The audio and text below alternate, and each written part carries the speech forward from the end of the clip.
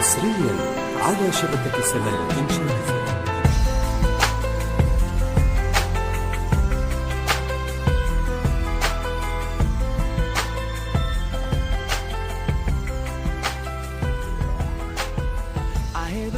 Kind of crying loud, the breeze is sounding sad. Oh no, tell me when did we become so cold and empty inside, lost away. Bila teman membuatmu terluka, bila pasangan membuatmu kecewa, dan bila corona membuatmu menderita, maka yakinlah Allah selalu bersama kita. Assalamualaikum warahmatullahi wabarakatuh. Alhamdulillah. Alhamdulillahirabbil alamin wa bihi nasta'inu ala umurid dunya waddin wassalatu wassalamu ala asyrafil anbiya'i wal mursalin wa ala alihi wa sahbihi ajma'in amma ba'd. Awalan, puja puji syukur kehadirat ilahi Rabbi yang mana telah memberikan nikmat berupa rezeki, baik rezeki iman, sehat maupun hati yang tersakiti. Tapi teman-teman, jangan berpikir negatif dulu. Sakit hati itu bukanlah hal yang negatif. Justru itu adalah bentuk keromantisan Allah kepada kita, bahwa dengan begitu Allah menunjukkan orang yang tidak pantas untuk kita miliki. Begitu teman-teman. Kedua kalinya adalah sholawat salam kita haturkan kepada junjungan kita, Nabi Agung, Nabi besar, Nabi Muhammad Sallallahu Alaihi Wasallam, yang menjadi panutan, tauladan akhlak terpuji bagi kita para jomblo-jomblo sejati yang nungguin jodoh dari ilahi. Tapi teman-teman, jangan jadikan itu sebuah motivasi atau hobi. Karena apa? Karena jomblo sampai sampai kita mati itu gak baik. Karena apa? Sejelek-jeleknya orang mati ialah orang yang menyandang status jomblo saat ajal menghampiri. Shallu ala Nabi Muhammad. Teman-teman, maka dari itu sebelum kita memulai berbagi ilmunya saya kepada kalian, mari kita bersolawat. Ya Nabi salam alaika, ya Rasul salam alaika, ya Habib salam alaika, sholawatullah alaika. Ayo semuanya ikut ya. Ya Nabi salam alaika, ya Rasul salam alaika, ya Habib salam alaika, sholawatullah alaika. Moga-moga dengan kita bersolawat kepada Kanjeng Nabi Muhammad, kita mendapatkan syafaatnya kelak di akhirat. Amin amin ya robbal alamin. Sahabat yang dirahmati Allah, pernah gak sih kalian itu ngerasain yang namanya iba atau kasihan kepada orang lain?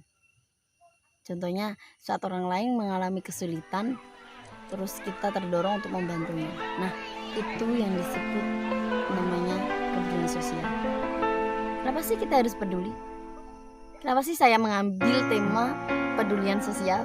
Karena saya sendiri itu orang yang termasuk peduli akan hal-hal tersebut, terutama karena kita pernah mengalami kesulitan dan kita pernah yang namanya dibantu, maka kita harus saling bantu. Kenapa? Karena kita itu tidak sendirian hidup. Kita pasti bertetangga, berdampingan dengan orang lain yang walaupun sama agama, walaupun beda agama, beda ras, beda apapun itu. Apalagi di Indonesia itu ya, banyak ras, banyak suku. Jadi pasti kita memerlukan orang lain, karena kita adalah makhluk sosial, dimana kita membutuhkan orang lain. Tidak mungkin kan kita makan nasi terus kita yang nanam sendiri padinya, terus kita panen sendiri terus kita makan sendiri. Gak mungkin. Pasti kita membutuhkan petani untuk dapat menikmati nasi tersebut. Tidak mungkin kan kita pakai baju, kita pakai kerudung, pakai pakaian sekarang kita kenakan, itu kita membutuhkan seorang penjahit. kecuali kalau kita bisa jadi sendiri gitu. Ada sebuah hadis yang diriwayatkan oleh sahabat Abi Hurairah radhiyallahu an, bahwasanya Rasulullah bersabda, "Man nafasa an muslimin kurbatan min kurabid dunya." Barang siapa yang berusaha meringankan atau melepaskan suatu kesusahan seorang mukmin dari kesusahan-kesusahan dunia, maka Allah nafasallahu anhu kurbatan min kurabi yaumil qiyamah. Maka Allah akan melapangkannya dari kesusahan-kesusahannya kelak di hari kiamat. Maka teman-teman, Allah saja sudah memastikan kita apabila kita membantu orang lain, maka Allah akan membalasnya kelak di hari kiamat. Ada lagi, waman yasarra al mu'sirin. Dan barang siapa yang memberikan keringanan, kemudahan bagi orang yang sedang mengalami kesulitan, yasarallahu alaihi fid dunya wal akhirah. Maka Allah akan memudahkan kita di dunia dan di akhirat. Dan serta waman satara musliman, dan barang siapa yang menutupi aib seseorang, saudaranya Islam, satarahullahu fid dunya wal akhirah, maka Allah akan menutupi seluruh aib kita kelak, aib kita di dunia maupun di akhirat. Jadi teman-teman, kita tuh kalau kita dengan modal kita bisa membantu orang lain, baik muslim, baik non muslim, atau siapapun, dengan ikhlas, dengan niat lillahi ta'ala, kita akan mendapatkan bonus dari Allah yang begitu besar. Dengan kita membantu mereka, kita mendapatkan bantuan dari Allah, karena janji Allah tidak pernah dusta. Baik teman-teman, serta ada lagi, wallahu fi aunil abdi makana abdu fi aunil akhihi. Dan Allah selalu membantu hambanya selama hambanya itu menolong sesama saudaranya. Jadi teman-teman, membantu, apa sih sulitnya membantu? Bantu kan tinggal semampunya kita. Membantu itu seperti ini loh. Apabila kita memiliki sedikit rezeki, maka kita bisa membaginya dengan orang yang membutuhkan. Terus kalau kita tidak punya rezeki, kita bisa dengan memberikan argumen-argumen, memberikan arahan-arahan dengan ilmu yang kita miliki agar dia merasa lebih lega, merasa ringan bebannya. Kalau tidak bisa dengan hal seperti itu, kita cukup dengan mendoakannya agar orang itu tersebut bisa menjalankan hidupnya dengan baik, diberikan rezeki, ya seperti itu. Jadi teman-teman, peduli dengan orang lain itu sangat penting, apalagi mendapatkan bonus dari Allah Subhanahu wa taala. Ingat-ingat itu bahwasannya kita harus peduli dengan orang lain. Jangan seenaknya sendiri, suka membuli orang lain, jangan. Menzalimi orang lain itu tidak baik. Jadi saya pernah mendengar teman-teman, ada kisah dari kitab Al-Kharaj karya Abu siapa ya? Lupa ya.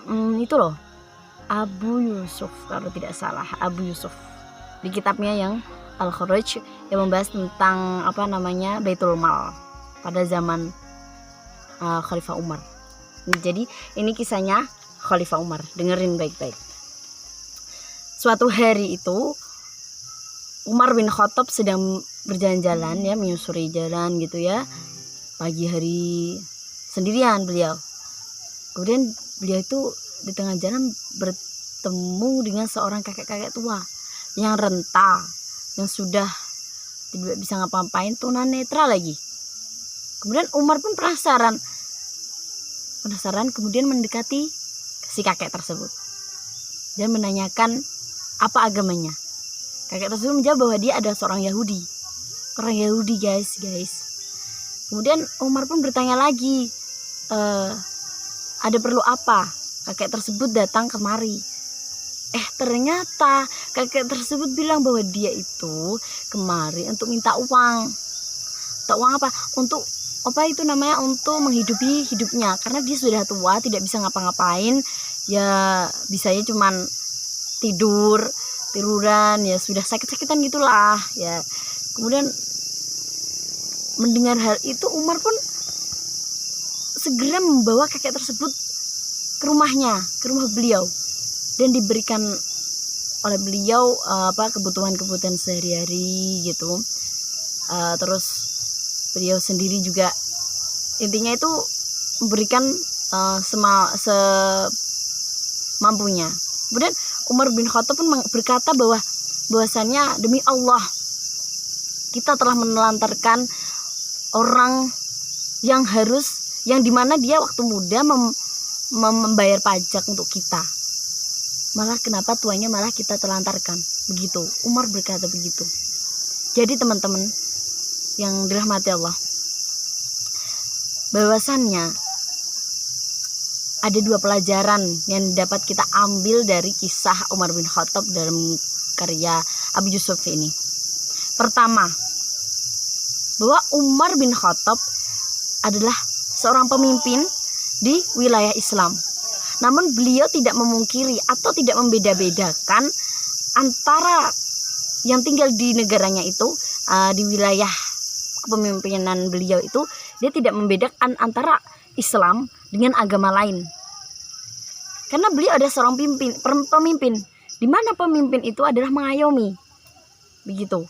Walaupun dia berbeda agama dengan dirinya, kakek tersebut berbeda dengan agamanya dengan dirinya, namun dia beranggapan bahwa warga itu memiliki hak dan kewajiban masing-masing. Begitu. Lahum ma lana alaihim ma alaina. Berarti memiliki hak sama dan kewajiban yang sama walaupun berbeda agama, karena kita tetap satu negara. Begitu. Kemudian yang kedua, perbedaan agama itu bukan menjadi penghalang kita atau seseorang untuk saling tolong menolong, baik muslim sesama muslim, baik muslim dengan non muslim. Maksudnya jika dibutuhkan atau membutuhkan pertolongan, kita harus ulurkan tangan, tidak pandang siapapun dia, ras apapun dia, pokoknya tanpa memandang status, seperti itu. Nah, itulah Islam. Islam itu rahmatan lil alamin. Islam yang kasih sayangnya melampaui sekat-sekat ras dan agama. Begitu.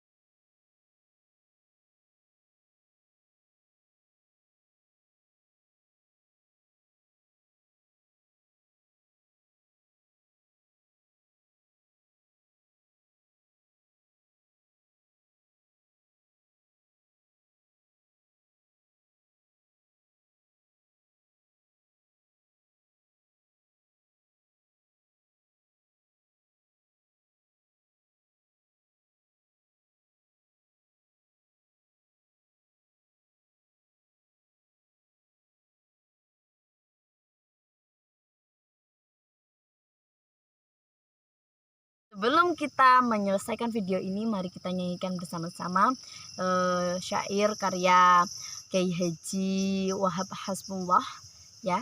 1, 2, 3. Ya lal watan, ya lal watan, ya lal watan, hubbul watan minal iman, wala takun minal hirman, inhadu alal watan, Indonesia biladi, anta unwanu fakhama, kullu mayyatika yauman tami hayyal qaimama, kullu mayyatika yauman tami hayyal qaimama. Kasih temanku tadi yang ikut serta dalam menyanyikan lagu Ya Lal Waton karya Syekh Wahab Hasbullah. Semoga dengan kita menyanyikan lagu tersebut, rasa persatuan kita semakin teguh. Jangan pernah runtuh, oke teman-teman. NKRI harga mati guys. Baik, sebelum kita mengakhiri video kali ini, saya ingin berpantun dulu ya. Saya itu sudah menyiapkan pantun loh teman-teman, yaitu Bapak Budi orang kaya, di depan rumahnya ada pohon kelapa. Sampai di sini dulu penuturan saya, maaf. Waalaikum, sampai jumpa. Dadah, assalamualaikum.